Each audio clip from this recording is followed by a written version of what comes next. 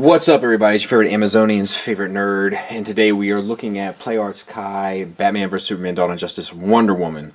This is the last of the set that I am going to be looking at, and it may be my last Play Arts figure forever. I say that, but then I know that once the Justice League figures come out, I'll be in on them too. But yeah, that's if they have the license. Where are their Suicide Squad figures? Is that not happening? Because you would have thought we would have seen something by now. Maybe at October, maybe at NYCC we'll see something. We'll have to wait and see. Anyway, she has a couple accessories. We're going to talk about those, and then we're going to talk about her. There's a good mix of good and bad here. One thing is just absolutely dreadful. We'll talk about that when we get there. Here we go. Hands-wise, she comes with two relaxed hands, two fist hands, which we've already seen the fist hands. But what I need to point out is the paint on the bandages is out of control. I think that the modern day Marvel Legends are painted better. Like, let me see if I can't, if you can't see this. I'm just going to pick one. They're all kind of the same. But we should have better. That's the line there for where the bandage is. There's the paint line way off. Here's the line for the bandage. It goes straight in there. Here's the line for the paint. Way off. And then the same here. There's the line for the bandage. You probably can't see that. Right there. There's the paint. Way off. And it's kind of on every hand. Now the fingernails are sculpted and that looks nice. And the bandages are all washed. But it doesn't matter how washed they are if they're not painted correctly. Like, oh my God. Look, I'm taking, you probably can't see this, all right? But I'm taking the edge of the blade and I'm tracing where the bandage is. It's right there. You can kind of see it if you look closely. It's right there. And look, that's a real bummer. That's a real bummer. So she comes with two relaxed hands, two holding hands. The holding hands are for the sword, which is a beautiful accessory, I might add. Like, but I don't know. It's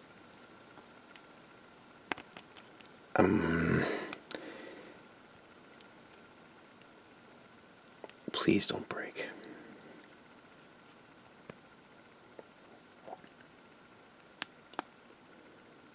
There should be an easier way. There should be an easier way. I might have to take a blow dryer to get her to hold it. So it doesn't hold it very well. But the detailing on the blade, sculpt-wise and paint-wise, all looks good. There's a blue wash, there's silver paint, there's dry brushing, there's the little design work in the blade itself. That all looks good. Getting her to hold it may be something else. And then she comes with the shield. Once again, beautiful sculpt, beautiful paint. You got the bird on there and holding all the weapons, and then the gold, and all this stuff is painted pretty sharp. And then it's dry brush silver to get all those little details inside of the sculpt of the shield out. And then all this stuff is gold painted and then washed, and the leather straps are painted leather. We did get a little gold outside the line there. Now, I don't know. I guess you're supposed to use... I guess you have to. Because you can't hold that with that fist hand, so you'll have to use this hand, and you just unpeg, slide the arm through, and then peg it together. But that's not the best. And then it's like a faux connection here. You see? Like it seems like it should wrap around because they have this extra bracket down here. And there's sloppy glue work there. It's just like, it's not tight. They used to make a tight product, and it's not tight anymore. So there all that is. There's some good and bad there, as you can see. And then we have one more accessory, which is the lasso. But I hope you don't want her to use it because it's coiled up like so. And I'm not sure that I would even have her use it, so I may be okay with this. I haven't decided. But it's like a gold, and then it has a wash on it. Now, those accessories, you can get the sword in here, you know, and I'll have probably some pictures. And I wish there was a way to strap. You might be able to get this shield on the side there, but I wish there was a way to have it strapped on her back. I don't see a way. Some dodgy paint there too. We'll get to it. And then, of course, you can have her lasso in that little holster, which I will have at the end in final thoughts and whatnot. Let's talk about the figure. So, head is on a double ball peg, and then the neck is on a, it feels like a double ball peg also. So the range of motion is going to be good there. All the way down to there, up to there. The hair is kind of problematic, but it's not the worst. And I think in most poses it'll be fine, but it's just like, it's like floating in space, but you get her posed right, and I don't think it'll be a problem. The face sculpt, while not dead on the money for movie accuracy, I think it does look pretty good. And the painting on the eyes and like the eyelashes and all that kind of stuff is painted really well. The eyebrows are painted well. The lips are painted okay. And then the gold is painted and then washed. The hair has a wash on it as well, and I think that that's okay. There is a very subtle shading to the legs. You can see it in some parts, but you really got to have a bright light on it to see it. Otherwise, it doesn't show up very well. For the torso, you can kind of see it up in there. It's a double ball peg. Can you see that? So it goes down into there and then up into there. So significant gappage at a far lean back. But once again, most poses is going to work fine, but it should work better. That's... And then you get some side to side too, so that works pretty well. Lower abdomen, nothing. No, there's a ball joint in there. It's just really tight. So I may have to take a blow dryer to that as well. But there it is. It just moved a little bit. So you're not going to get a lot out of it unless you loosen it up. For the shoulders, they're the same, that peg down instead of peg in. It's a softer plastic up here, so she will get it across her chest fairly well, but it creates that look, but that's not the worst thing in the world. And it comes out to a disc hinge shoulder joint that swivels down there at that joint, if you can see that. So that's how that all operates. And range of motion is pretty good, out to the side and then around. No problem.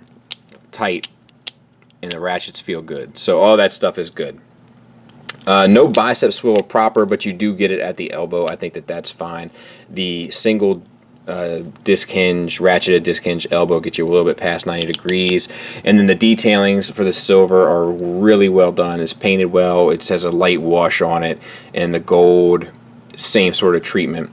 Then we get down to this dark brown wrist, which would look good on dark brown hand gauntlets, but it really, that light brown wrist, like bandages, really throws me off. And that all of them have dodgy paint jobs. Every single hand.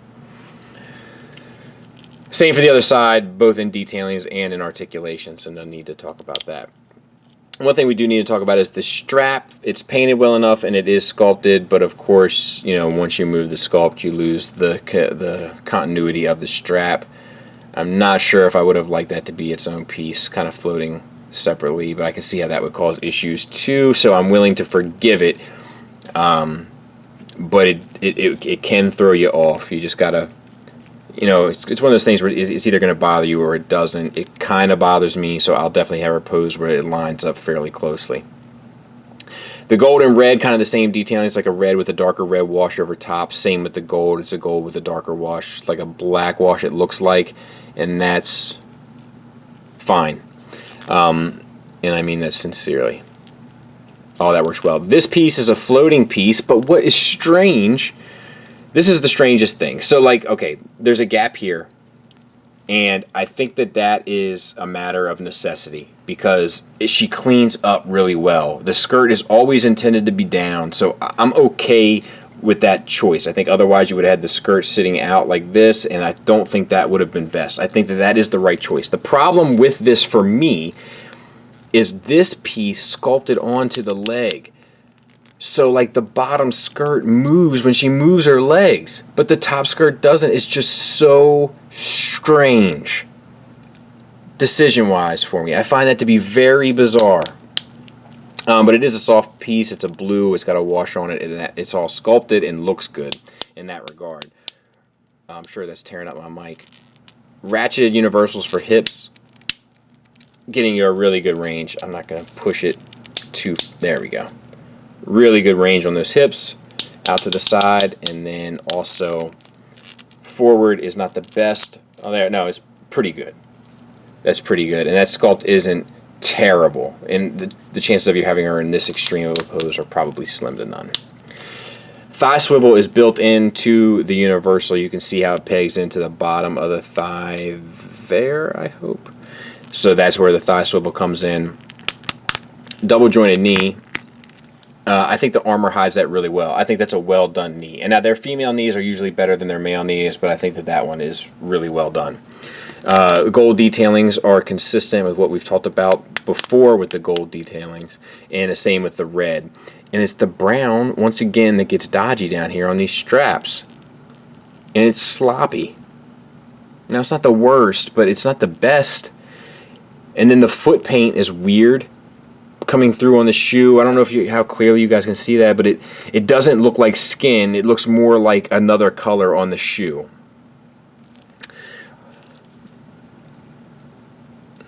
Articulation wise, though, you have a disc hinge ankle down to there, up to there, and then of course you can rotate it, spin it and rotate it and get your rocker, no problem, and a toe hinge, which is a little strange, but I don't think it's that big of a deal.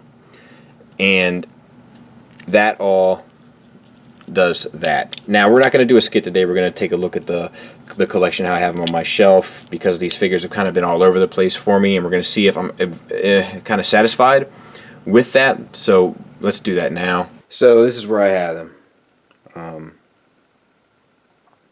And I am content with that. It's to give you an idea, I'm not sure if this, but like a little TV, and like I got like a little DC poster there, and then they sit front and center in the middle, and I can handle that.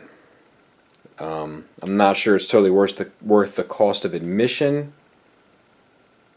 but I can handle that. They do look good together. So final thoughts wise, it's a disappointment. You won't see any pictures, as it turns out, of her holding her sword because I broke it while trying to put it in her hand. I even heated her hand up. So if you get this, be extremely careful with the sword. I don't even, oh, here it is.